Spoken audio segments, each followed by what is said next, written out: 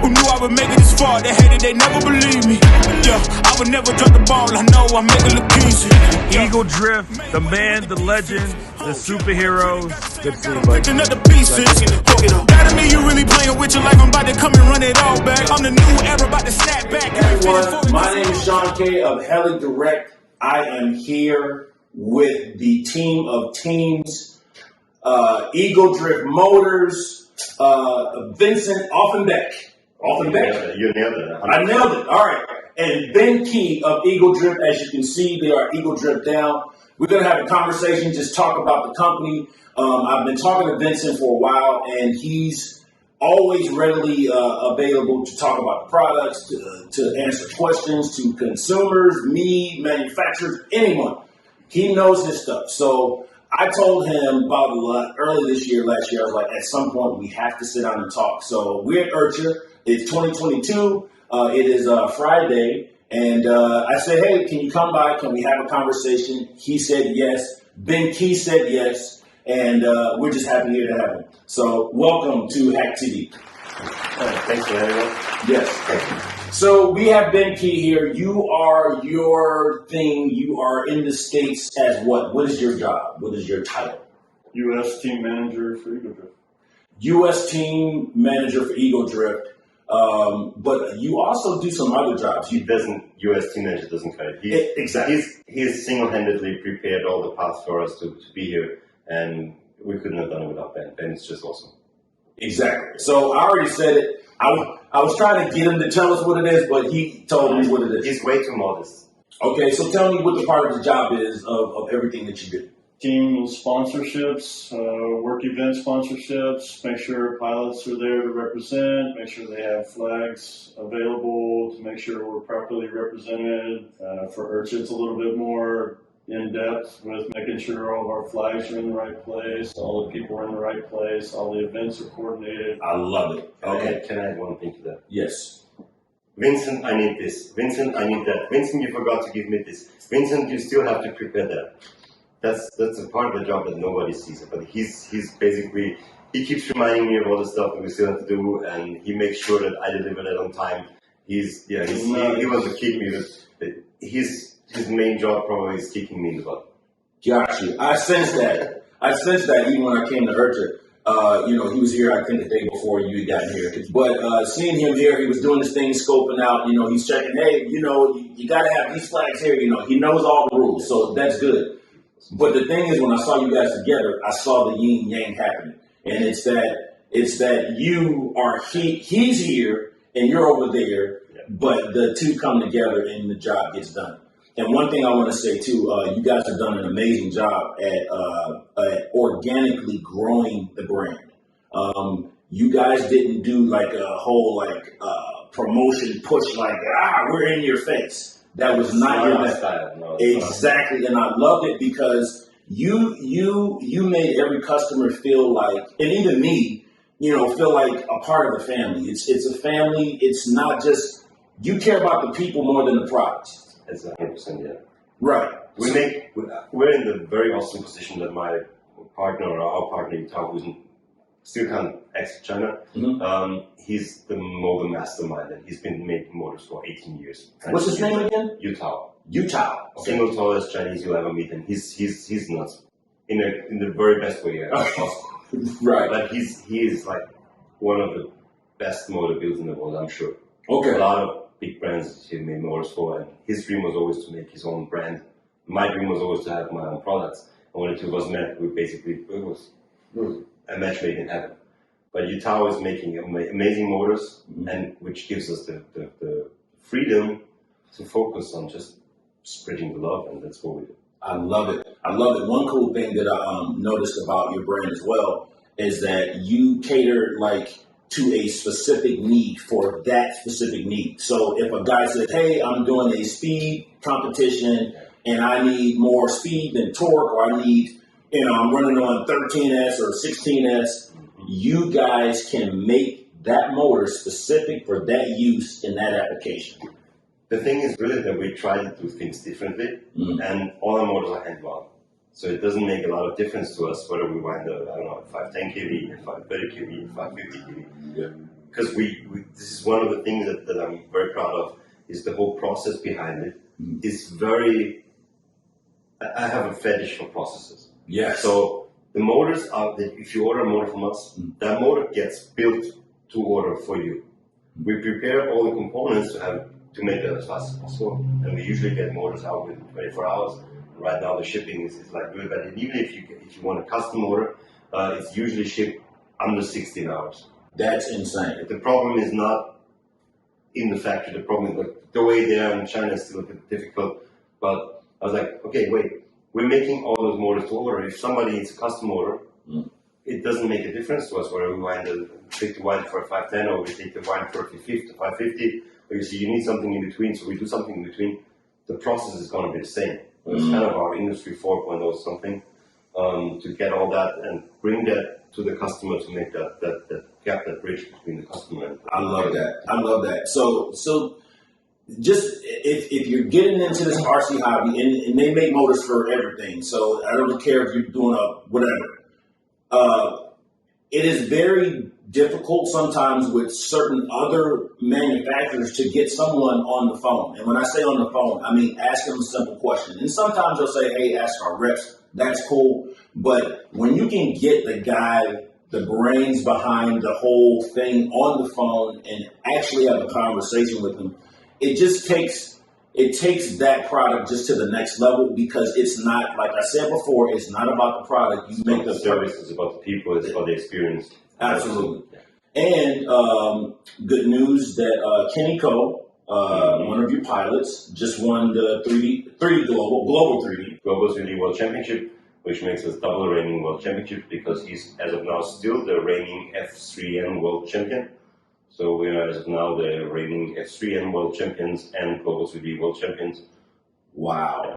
I think we've proven that the motors can oh my God. live up to everything you throw at them. Yeah. So Ben Storick, we just brought Ben Storick to Egodrift. Yes. And he has a gamut of just different motors and kits and whatever. And, I'm just asking him, so, what are you interested in? He's like, I got to get the Egodrift.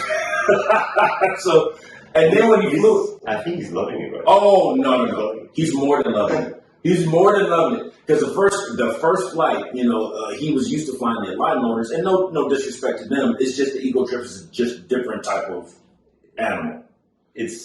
We come from an industry background, so the largest motors we do right now, they deliver like 300 kilos of thrust on one motor, which is like 600 pounds.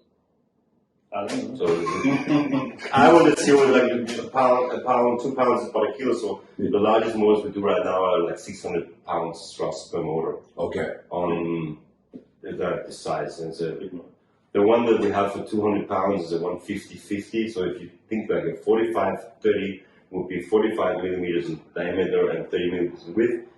Picture a 150/50 is 150 in width and like 58.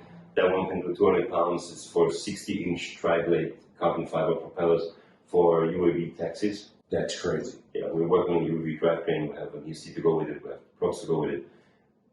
So we're basically, the RC hobby is our madness. Like it's our, what we can do, what we want. And we bring all that technology to the smaller sizes with that. Yes. So because we love it. Quick question. Someone said that they can get their name on their motor as well. That takes a little bit longer. That's usually an option that we reserve for people that have like a lot of our motors. It's kind of a special treat. Special treat. You can't go to order it as such yet. Okay. I'm contemplating with that idea. Okay. But as of now, it's something that we reserve as a kind of giving back to people who have been supporting us a lot, and we do that when we do all the designs. I do all the designs myself. Good. So I try to integrate it, and it's not like we're lasering the name onto the existing motor. Yes. It's integrated into the whole design that gets lasered onto the motor. It's embedded. Oh, so you have to go to I go to open the design for that motor. I look at the person's name. I try to integrate it, fit it in there, make sure that it has enough separation from the background of the whole design. Right. Even implement some kind of special jokes on here and there. And right. if you get a motor, like if people ask me, like, can I get a custom motor with the custom design on it? Yeah. People don't get to see the design I do before they receive it. Oh, so you get into your part own. of the experience. You just lay your faith into our hands, and I'll take care of it.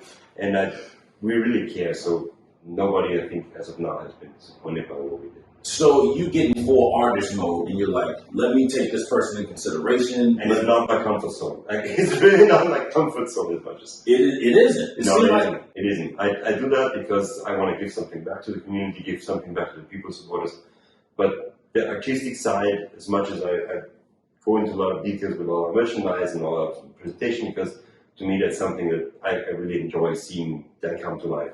But the artistic side is really me challenging myself to the limits because it's not something I'm comfortable with. I love it. Push yourself. Always push yourself out your comfort zones. Yeah. And then maybe you can be successful like your boy here. But quick question. So you come up with the idea of Egodrift and you start this company. What is a two-sided question? We'll get to the second side first. But you come into an industry that's massively, I'm not going to say there's only so much space, but for the consumer's eyes, they're seeing maybe one or two other brands that have really been out there. Yeah.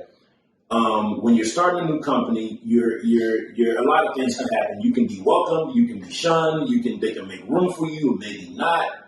How did you get your way in there? Because there were some brands there established. And I know there's probably a lot, that's a whole nother conversation maybe. It's easy. Like, the answer is as brutal as it's easy. Mm-hmm. We don't look left and right. We do our thing, and my premise has always been try to do your job, do it the best way you can, and don't worry what others are doing. Mm-hmm. We haven't. We're doing our thing, and it's on the customer to decide whether he wants to support us or somebody else. All we can do is try to support the hobby, make great products, make the experience a joyful one, because it's a hobby, you're supposed to have fun. And we're trying to make that fun. We're trying to be very easy. Got you.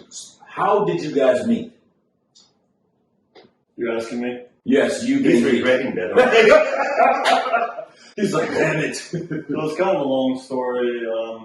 I bought an XL Power 700 Spectre kit. B1. A combo kit that used to come with a Hobby Wing 200 and an Egodrift 4530. And so I had a buddy that I fly with in my club, and I messaged him. I said, hey, have you ever heard of this motor? I don't even know what it is.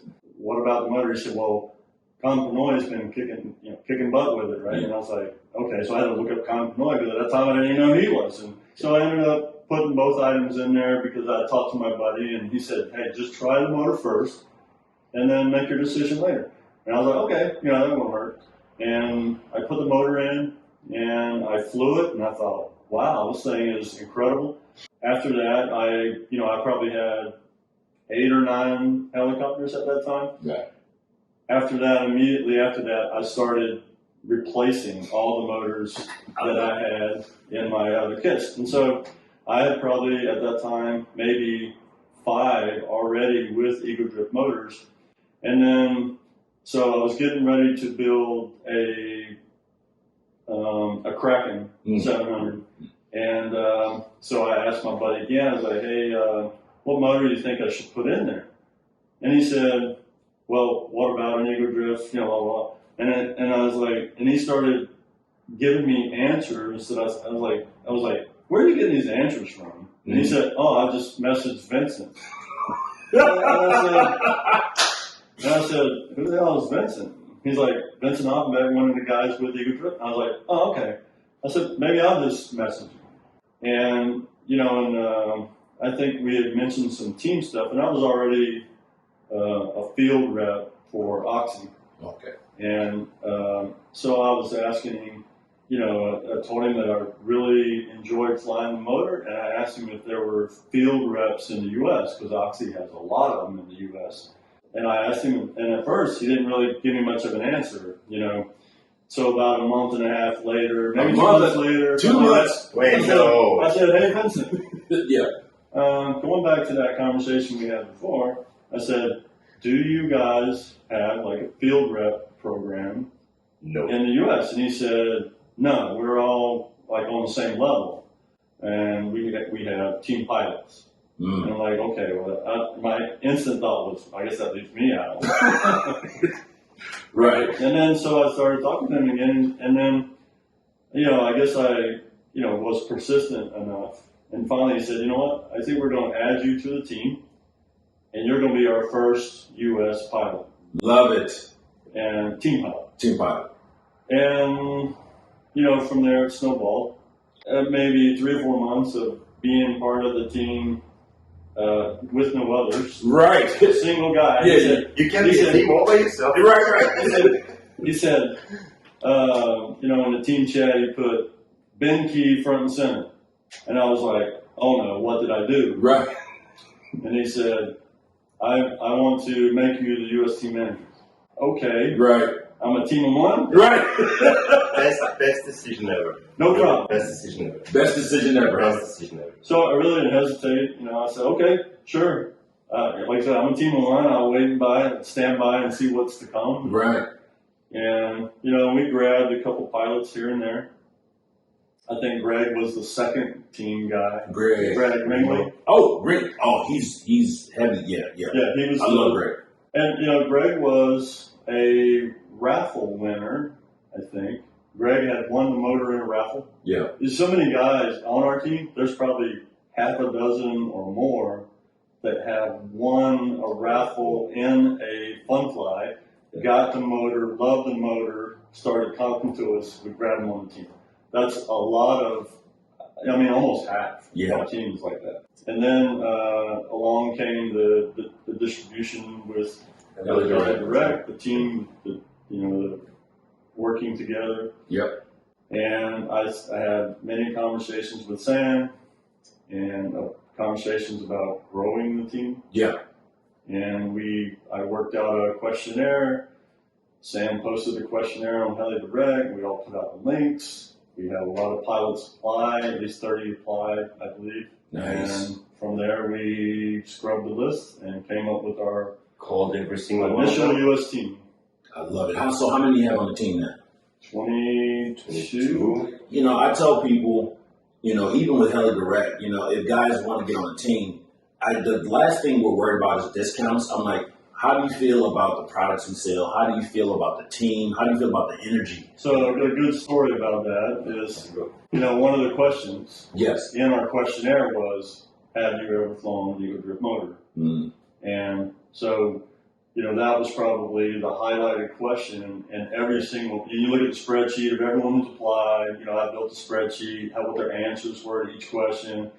The most highlighted one was, had you flown the Egodrift motors? Because Vincent is of the philosophy of, we would rather you want to fly the motor than want to have a sponsorship. Right. So the prerequisite when we went and scrubbed the initial list, we were able to take 10 guys and say, boom, we can add you to the team with no other disqualifiers. Right. And they were immediately added. Mm. There were an additional 10 or so that we went back because they hadn't flown the motor. And Vincent worked deals where, he would send them a motor, Mm. with a, I would with make a them small, buy. I would make with a them small buy. discount. Yeah. Yeah. They buy the motor with a small discount. Yeah. Let them buy and try, and then decide whether or not they still wanted to be on the team. Yeah. And then every single one came back and said, yes, I still want to be a part of this. I love the motor. I'm impressed with the motor. And I have to just add in there too. We have the gamut of stuff at the store. So all of the X Novas, the Scorpions, the other off-brand motors and stuff. And I pretty much tried them all. And I always seem to come back to I have the Raw, I have the Kraken, like Nimbus, everything. But every single time I have these different configurations of motors, ESCs, I come right back to the Egodrift and the Spectre XL Power product. It just seems like that brand, XL Power and Egodrift, were married and made to be together. It's like they just work together. I need to interrupt you because my list of, I'm trying really hard and it really doesn't come easy for me, not just they burst out and keep talking. And my list of stuff that I wanted to add is like overflowing right now. Okay, yeah, go ahead. You got the floor. First, most important thing first. Did you just get from that story why Ben is the perfect guy for the job? Like he, other than being persistent and like, okay, let's build. He was the one who arranged for all the team applications. He made the spreadsheets. He made the team questionnaire. Like he single-handedly did it all by himself. And this, I love Ben. He's doing an amazing job at that. That's all right. So that was the most important thing. The second one is the one about team applications. You know, there are 3 rules that we live by for anybody that we consider taking onto the team. Okay. The first one is you need to be flying our products already. And I'm not even saying more, it could be something else in the future. So, because what would it say about our company if we took on somebody onto the team who has no experience with that product? Right. And I don't like what it would say about us. It's not so much. And there were a couple of guys in there that we figured that they would be a great fit. They're out there, they are charismatic, they are helpful, they go out all lengths to help people on social media, in forums, whatever. Right. Because that's a big part of what we do is like really find guys that are, we judge team pilots not as much by skill alone, but it's really a judge of character. And that's why we call each one of them and I spend like an hour on the phone with them just to get a feel for the person. Right. Second prerequisite is you need to have bought that motor that you make your opinion on for money. Because this is to protect the reputation and the integrity of the person. If you see the reviews on Facebook, for example, people going out and like, you have to try that motor. If you pay money for that, and you paid your own money to buy that motor, if you're gonna say it's awesome, it's going to be genuine. And that's a very, very important thing to me. And the third one is we always said that we want our pilots to want to be on the team because they wouldn't want to fly any other motor, not for any kind of discount. And if those 3 rules have served us well over the last 6 years, and the group of guys that we have assembled is a family, and it's a responsibility to take on a new team pilot because you know there's a big bunch of people and you need to integrate them, you need to get them talking. Our team chat is hell. It's even called Hell TM. it's Hell TM. It's Hell TM. Trademark. So whenever we introduce a new pilot, we're gonna send him to hell. Line is welcome to hell. Because it's intense. Okay. Yeah, because I'll just be on and all there. And okay, I have a question. There's a setup, a very kind of exotic setup. Do you have any recommendations with that? I'm going to go over that. And we're going to discuss it for 3 hours, and everybody's learning in the process, which is great. This makes the hobby for me. Okay. So that's the thing. And about the Spectre and unit motors. Yes. It took us 18 months to make our first motor, the first tank motor, the 4538. Let me pause right there. So I want you to finish the statement. However, when did Egodrift start? When did it become a company? Started preparing everything in 2015, started testing, did smaller motors first, and then we're starting working on the heli motors in late 2016, early 2017, and it came out, the first one was ready in fall 2018. Khan was actually at IRCHA in 2018 demoing the Egodrift motor when the spec came out. Because Lo, the Ra is he and Yutal, they've been friends for a long time. And Yutal, yes, from China. And Ra came up to Yutal, I want to make a heli. And Yutal is the motor mastermind. So the Spectre and the Tango were developed together. The XL Power, it's the stock motor, if you will, of that heli, is the Egodrift motor.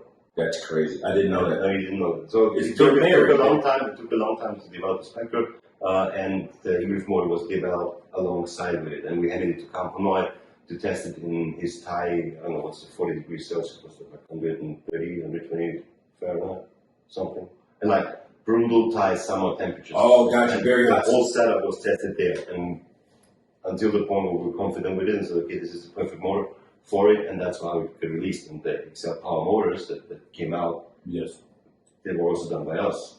But so they were done later? Yeah, they were done later. So the whole setup was built on the Egodrift motor, and then to make the kits more approachable, especially for people entering the hobby, there was a better price-wise bundling option to bundle it with kids, and that's how the XL Power works. The 520, XL 520 and the 550 that came with the bundle, the little red motor that it came with was an Egodrift motor, just rebranded for that small. But it's not the same motor. That's not like we take a tank and we color it red, because why would we do that? It makes no sense. Okay. Yeah, it's a different motor that has simple manufacturing, less cost intensive. Right. Components. Right. It's not a Tango in red. It's a motor. It's a more price competitive bundling option that was designed to make the kids. Because if you bundle the kids with one of our motors, that would up the price a little more, and to have a kind of an entry level option, the XL Power motors. So kind of Egodrift and XL Power. It kind of have been married a little bit. Of course, it's we were developing products alongside each other. Okay. So the companies aren't related. There's no mix-up between the companies. It just happens to be that, when Ra was building the motor, he turned to the guy who built the best motors, and he went to Utah, like, okay, I'm going to build a heli, and we built the motor for him. So you mentioned before that you stay focused on your own lane, your own company, your own motors. Did you get opposition from other manufacturers that tried to stop you, get in front of them? Well, of course. Okay. But as I said before, we're not looking at them. Just do your own thing, do it the best way you can, and don't worry about what others. And it didn't work because you guys keep winning everything and selling motors like crazy. That's the achievement by our pilots. But we try to support them more if we can. Beautiful. All right. I wanted to ask you about this. So I posted up that we're about to do this interview, and a few people, at least one or two, mentioned they want to know what is next for Egodrift. What is on the drawing board? What's the evil contraption you're coming up with that we will all be like, oh my God. Other than being a fashion brand? Yeah. Yeah. Actually, time out. The hoodies, let me see it's this one. I love this. I want to do this for Heli Direct. And there's one on the... Oh, that's it. If you hold it the right way, it's the chair where... No, I it came looks here for fashion training. So what is next? What is next? What's next, man? Oh, come on, man! That was top secret crap, man. Okay, there's something that's been slowed down. There's something that's been slowed down by the pandemic because it's still ongoing. Mm-hmm. It's not as much where we are, and not as much in Europe or in the US. But in China, the pandemic is still there, and they're still shutting down regions, so everything is being shut down, delayed at least. Mm-hmm. And one thing that we're waiting to test, we're at the stages of going through the rudimentary testing, is ESCs. I have chills. You can't see this. Do you see those hairs? I can see those hairs. They're going like this. Yeah, so ESCs, it would be it's a logical next step to do, because we're doing big ESCs for the UAV drones. You're already doing the taxis. It's now a question of getting them in a smaller scale, and it won't be something that is rebranded, because that's one of the we have 3 rules, right? Again, 3 rules for products. Nothing that is labeled or copied, something we don't do. Mm-hmm. Nothing without our own innovation, and nothing that is everybody else already has. And you might argue that there's a couple of ECs out there, but for me it would be, I spend a lot of time doing EC support. Because, the motor in itself is a rather stupid, I don't know what motors are here. Yeah, but it's a rather stupid device. It doesn't think by itself. Right. It's being controlled by what the ESC tells, like a robot, the one who's sitting with the drums in the rear. Mm-hmm. That's the ESC. And so naturally, I have to do a lot of ESC support, because people will come to me like, how do I set up the motor, how do I tune the motor, and I have to work my way into all of these ESCs. It's okay, try to go with the 90-degree timing, but I have auto timing and stuff. So I run into a lot of effort that goes into basically setting up a product that is not even ours. Mm. And the downside and the good side is that he doesn't rush anything. I love it. So when it comes out, it simply works. Ask him how long it took him to develop Those caps took a year. No, I will say this. But when you look at them, look how much detail. It's the best looking hat out there. Like if you look at a heli direct hat and an Egodrift hat, it's like looking at a Bentley and like a Ferrari. That's not. No, don't you dare. No, this is like a Prius and a Bentley. I wouldn't say that, but no, I'm going to say it. Look at the detail of the stitching on that side. It's embroidered. Yes, around the brim. I don't know if you guys can see embroidered. I can take this off. So the visor has the Egodrift sticker bomb printed in it on the front and the bottom. Top and the bottom, we have this metallic reflective sticker that says Egodrift authentic headwear. You have the taping on the inside. You have the labels. It took me about 3 months to do this care instructions label that nobody's going to care about. But I was researching the best ways to wash caps and when you can wash caps. You didn't show the backside of it. We want to see the backside of it. Then you get the Egodrift on the backside. So yeah, it took me a good year to do those. Yeah. Yes. And it says Egodrift the original. Yeah. Come on, man. So I have a sticker. I obsess about details sometimes. So you can imagine that the ESC probably takes just a little while to develop. It's been 1.5 years already. Okay, listen. We try to get it right. You know, it's dedication and we care and we don't want to put out a product that is not done.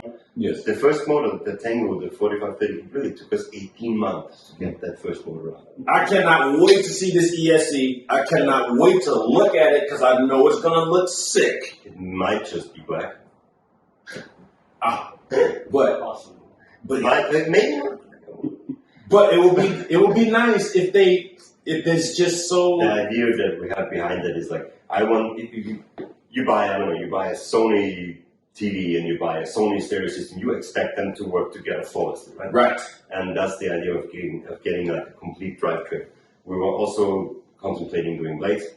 Something we might be doing in the future as well. But the pandemic has really slowed down things because you need to travel to discuss this. Because of course we're not building those ACs in our factory because we are not an electronics factory. We're a motor factory. Right. And the same goes for blades. Like we have partners that we've been working with for almost 20 years for this for blades, and GXF is a long-standing friend of Vital, the owners of GXF, and the same, like a long relation with somebody we did motors for, with those ZECs. But the ZEC is going to be something that is from a company that is not in the heli hobby at all. That we work on with it. Yeah, it's going to be something completely new. I love this. And we're going to try to, we're thinking about some things we could implement into that. One would be to have like basically almost presets for the motors, like, just set it up and you get the bundle and you just make it work out of the box, give you the best settings for it. That would be, because a lot of people are contacting me like what kind of timing do I need to set up on the EC, because the hobby wing is, for example, comes with default timing of 15 degrees. And for all but our 45 size HT motors, 9 degrees to recommended timing. And you could change the efficiency of the whole setup by like 30, 40, 50% maybe by just going back on the timing. But let's say the timing needs to be right. And you need to set it. And some ESCs won't allow you to set it, some others do. And instead of, trying to fix the problem that people might run into or trying to anticipate it and contact them when you buy more, like, okay, do me a favor when you set up the motor, which ESC do you have? And I tend to talk to people a lot before they buy motors. Yes. And I try to give them the recommendations on how to set it up even before it arrives with them. But to make that, like, anticipate it, take that need away, it would be easier if we just had something that would just work. To all the supporters of Egodrift, the people who are like really waiting for the ESCs and new motors, do you have anything that you want to just communicate or tell them about the products, or is there anything you just kind of want to just mention before we kind of start wrapping it up? One thing is, like, if you have any questions, just please don't be shy. Just contact us. You can reach Ben and me basically 24/7 almost. We'll get back to you very quickly. If you do it by email, it's going to take longer because for what I said before. But if you use Messenger or text messages or just calling is the easiest thing. Yeah, before we started this, we were outside just having, kind of chilling before we started this. And I called him a genius, and he kind of was like, oh, no. But really, though, you read exceptionally fast, correct? Yes. And you comprehend what you read exceptionally fast, correct?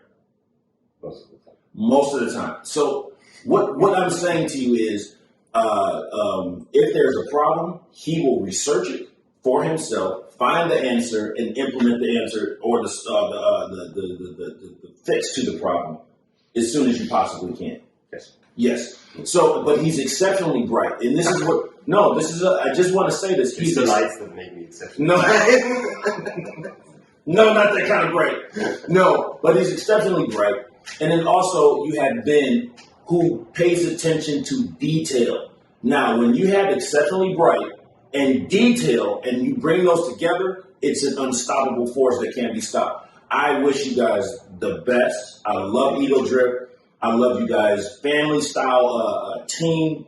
I'm just a supporter of you guys. I don't care what you put out. I'm going to fly it and check it out. I'm sure it's always going to be good. Greatness takes time. So look forward to new motors, new ESC coming out that's going to just rock the world, new blades. Come on, man. Egodrift blades, ESC. Something. It's gonna change the game. So because it's not that the blades out there aren't like great, right, and it's not about making the next blade, but it's about if we had something that we could align with the ESC and the motor, it would be like one drivetrain. Yes, and that would allow us to fine tune it even better and bring value to the customer by anticipating and taking a lot of the guesswork and the experimenting, because you build a new heli, you have to set it up, you have to tune it, and the more we can reduce the work and the effort that has to go into that, I think the easier it will become for people to just go out there and have fun and fly, and it might also make it easier for people who need to help. I love it. There it is. We appreciate you. Thank you for coming. And I guess when some other stuff happens, and maybe we can get together again and talk some more. Anytime. As long as Ben's here with me. Oh, that's your safety blanket here, huh? No, but I'm in the really lucky position to have such a great team that allows me to explore the vast corners of my mind. Because last year, when I couldn't come, I drove about 300 miles to get all the vaccinations 2 months prior to IRCHA, and I was still not allowed to go because I was in Europe. I was coming from Europe, no entry. So last year, like 1 week before the whole event, before the whole IRCHA event, Ben found out that he would have to run the show all by himself. He did. He did a great job. And he did an amazing job. Like I wondered what would I even do if I come here. But it's really easy if you have such a great team. It makes my life so easy, and that's all to Ben, the team behind Ben, the team in the factory. We thank you. We appreciate you. Tune in next time. Over and out.